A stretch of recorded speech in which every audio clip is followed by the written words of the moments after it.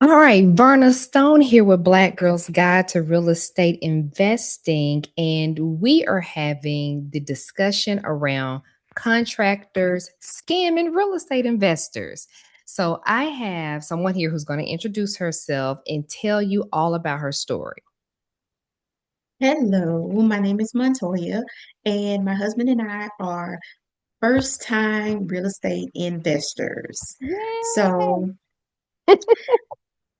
back in October, we hired a contractor and we assumed that we did all the things right. We got him to sign a contract, we laid out all the details, and he started the work. And around December, which was supposed to be the deadline to finish, I noticed that things were not getting done. He had all kinds of excuses as to why they weren't getting done. So I gave him a little bit of grace. And I reached out to him and I said, hey, we need a walkthrough Hmm. January 12th. And he said, okay. So I went over and nothing had been done from the last visit that I had with him. So I am fussing, I'm going off because what are we doing? And I definitely told him that time is money. So Absolutely. I said, when are you going to have the project complete? And he said, it'll be move-in ready 2 weeks. So I went back about 12 days into those 2 weeks and nothing had been done. Literally nothing. It was like he came, he was at the property to do the walkthrough with me. And when I left, it looked like he left right behind me. Like literally Wow. nothing had been done. So I sent him a notice that we no longer needed his services and I requested a refund. So he did respond to the message that said we no longer needed his services. Um, and I sent him another message, a separate message, and I said, hey, when can we expect our refund? Because at this point, we had already spent about $15,000, but there was about $6,000 left of work to do. Mind you, we had already gotten the materials, everything. So all he had to do was go and do the work. So he did not respond to the request for our refund. So I waited a couple days. I sent it again. I did let him know that he was not able to go back into the property. Everything that he had left in the house belonged to us now. And Absolutely. that if he did not give us a refund, that we would pursue legal action. So he did not respond to my second request for a refund. So we're at the point now where we are pursuing legal action. Um, Wow. I did see that probably a week ago that he had done this to other people. Is found that out late in the game, but something is being done. So he's not going to get away with it. But we have to own our responsibility in it as well because we should have did more due diligence than what we did. Well, I mean, did you have a contract? We did have a contract, Okay. signed contract. The dates was laid out. Um, we're gonna start, we're gonna pay you this much to get started. You'll get 10% after, the kitchen is done. You'll get 15% after the dining room is done. Those things. We laid it out specifically, even to the point where if the work is not completed by, let's say, December 15th, you're charged a fee for every day that the work Yes. is not complete. Because once again, time is money. Yep. We got his licensing information, which turned out to be false. So we did everything that we thought we were supposed to do, and we still ended up in this predicament. So, long story short, he was just bottom line a scammer. You Bottom know, line, a scammer. Yes, did he do any of the work? he did. We got some things done to our air system. So he did that part. But when it came down to the cosmetic part, which he actually specialized in, he didn't do any of the work because we were getting a complete kitchen renovation, Mhm. bathroom renovation, flooring, painting, all the things. And 95% of that stuff did not get done. He demoed everything, which when we had to hire another contractor to finish the job, they had to clean up his mess first before they Wow. could even start doing the work. Yep, and that happens. I So, mentioned before, like I was same thing happened to me like early on in the game too, getting scammed by contractors or they're saying that they're going to do something and they don't follow through. And then for me, sometimes I think being a woman, because I'm thinking like this wouldn't happen to my husband or like my cousin or my brother-in-law or any male figure that I know. So I think mhm. sometimes, do you feel as though that they try to take advantage? Some contractors try to take advantage of women. I do feel like some contractors try to take advantage of women. Unfortunately, I think it's just we are not seen as authoritative or dominant or able to run a business properly. Mhm. So, sometimes what we say or what we request just goes in one ear and out of the other ear. However, that wasn't the case. It's not the case now. Right, Um, right. I am definitely, even if my husband is more, reserved and, unless he needs to be. But in this case, it's just like, oh, we got to get our money back. We like, Absolutely. I'm at the forefront, and I think a part of it is because, I do feel that it was because I was the main point of contact, especially because it was a mainly a cosmetic renovation. I was the one with the vision. I knew what I wanted to see in the Mhm. home. So, I was the main one talking to him and I was the main one visiting the property, making sure that what I wanted was coming to pass. So I do feel like had it been my husband, it would have been different. Yeah.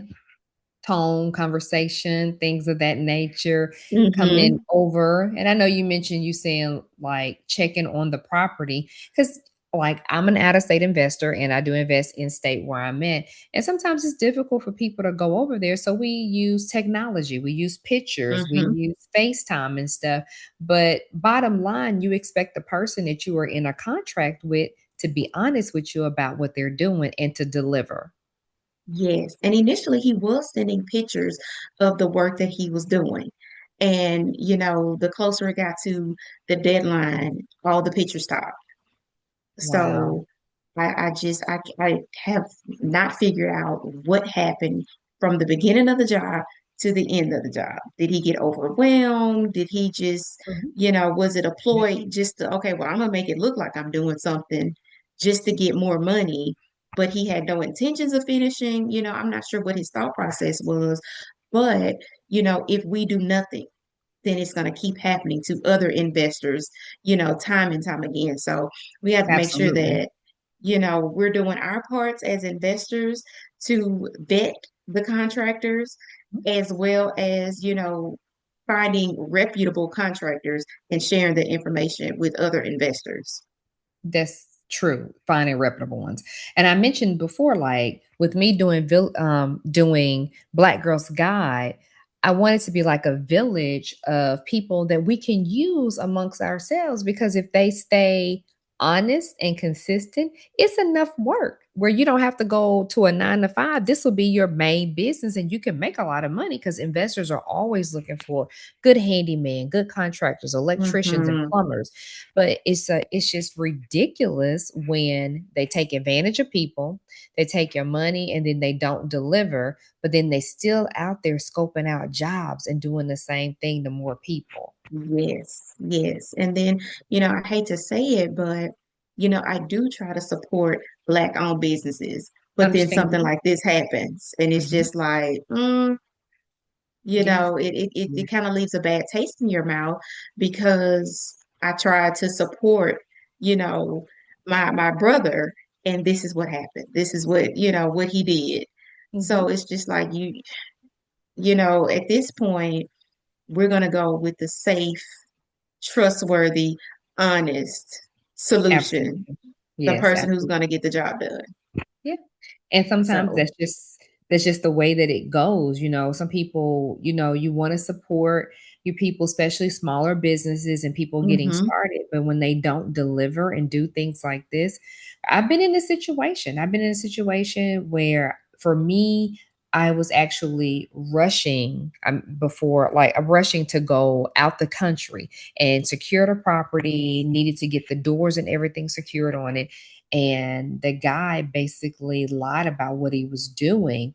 And I sent money and paid, but then not having the proper people to check and do things. And it's hard to find good help, people to check Mm-hmm. with you. And this guy saying one thing, giving a bunch of excuses. Someone's in Mm-hmm. the hospital. This has happened. My cat fell out of tree. You get so many excuses, and you like, you don't know what's real and what's fake, but Right. you try your best to push through and still be consistent on your end. So it's a crazy world, especially as real estate investors, because then too, when you're a real estate investor and you, even if you're just getting started, people just think you got like all this money, like this Yes. money that you like just sitting in a bag just to hand out and give away to everybody. And Yes. I'm like, we trying to secure the bag, but we ain't trying to give it away.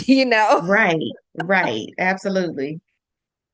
But yes, they do have a some type of perspective when you say that you're a real estate investor. People just think that you're just filthy rich. And it's like, Mm-hmm. no, like I'm just getting started. I'm trying to, build my portfolio up, but I can't do it when I got people scamming me. Exactly, exactly. And you almost don't even want to tell people that you're just getting started because then, that puts you in a position to be taken advantage of even the more because they feel like you don't know what you're doing. You don't know what you're looking for, you Mhm. know. So that it's it's That's it's, true. it's a tough situation. And then that's why I say, and I'm, just offering my services, but for anybody, get a mentor, get someone that can probably walk the properties with you. Honestly, when I first started, I used to have my dad with me. My dad wouldn't be paying no attention, but he just sit there and give him that look, you know? Give them a look. And that was it. And then now my husband even walks properties with me. But they'll start talking to him. He'd be like, no, this is a person that you need to talk to. But does it stop them from scamming you? Does it stop people from being dishonest? No, it doesn't. No, No, it it doesn't. doesn't. It's got to be a internal moral thing that stops them from scamming people. And unfortunately, some people just don't have that. So we have to, like I said, we have to do our due diligence when it comes to vetting the contractors. So with this, I mean, are you giving up on real estate investing? I am not giving up on real estate investing. Okay, good. It was so tempting because it was so frustrating because, we started the process. This is when we finally got it complete, which was a week ago.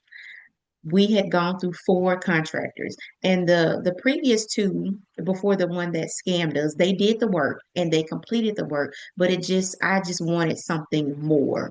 I Mhm. wanted it to be more visually appealing. So, it's been probably 2+ years trying to get this property up Wow. and running, and we could not find contractors. And, it's just been a long process, but I do feel like it's still worth it. Okay. This is a learning curve, and what better time to learn it than on your first property, And that's so true. That's save me some money down the line and some mistakes down the line. absolutely. It's going to set the tone for any type of future investments or anything that you want to do. And then, too, I say when you have these issues and mistakes and problems occur, it kind of lets you know what type of investor you want to be. Like, do I really want to do this type Yes. of work, or do I want to do syndication? Do I want to like go in with a group of people, or do I want to just do flips, buy and hold? It lets you really decide what type of investor you want to be. It definitely did because initially we were going to be landlords and rent the property out. But the last time I walked in, I looked at my husband and I said, no, mm-mm. We, can we just sell it? Can we sell it? And he agreed. So we have put it on the market because I just, I want to deal with people as less as possible because it's stressful, you Yes, know, yes. because you don't know what type of tenants you're going to have, unfortunately. And they do, ruin properties. And we just spent all this money, getting this property fixed up, and you get a tenant who doesn't care. Yeah. And then you got to do it again when they move out. And you got to find another contractor if you can't reach the one you just had. It's just no. Vicious cycle. Fix it and flip it. That's my lane. And that's good. That's good. It's like at least you didn't give up. You see the what is it? You see the rainbow or see that pot of gold at the end that Yes. can get that's motivating. You know, we do have our ups and downs when it comes to real estate investing. We all do. It was never perfect for me, and that's the reason Hmm. why I formed Black Girls Guide to Real Estate Investing to teach people how not to make those mistakes. Even though you still will make some, but you're not going to be like me in the beginning, like to the point where I ain't got no more money because I done lost all this over here. So I got to sit up and let this property sit vacant for 6 months or so until I can come back and get some money to fix it up. You know, that's real talk. And things like that Yes. do happen. It do happen. So I hate that this happened to you all, you and your husband. I Thank you. mean, this is really, really a crazy situation. And then find out that this dude was doing it to other people. And mostly women. You mentioned, about women being taken advantage of. I didn't see not one male um, confessing what he did. Only women. Wow. So, Wow. yes, And that's why Black Girls Guide, we women got to get together and stick together. We need to have more yes, meetups for women and forums and stuff where we women can stick together and fight the good fight and be successful in what we're trying to do in life, you know? No, absolutely. and not trying in what we're doing in life. Yes, absolutely. Well, is there one thing that you want to tell a newbie or just getting started investor? Um, One thing, like I said before, vet your contractors. Like I said, on the contract, there was a place for him to put his license number. It was incorrect. I should not have, taken that it was valid information. I should have checked behind him anyway. Wow. Yeah. And I did not show up to the property enough. I feel like if I had gone to the property maybe every week, they would know, okay, she's coming on Tuesday. I need to make sure I have some progress to show her. So I think showing up, vetting your contractors are the two main takeaways that I have learned from this. So I don't want anybody else to make those rookie mistakes. Hmm. That's some really, really good advice. Thank you for sharing that. You're Well, welcome. thank you for the interview and thank you for talking to us and letting us know about this scam situation and giving us some good advice on how we can try to avoid this in the future. And I'm so glad that you're not going to give up on real estate investing. I think And you're me going to do too. great in it. Thank you Thank so you. much for the interview. I appreciate it. Thank you. Thank you for having me.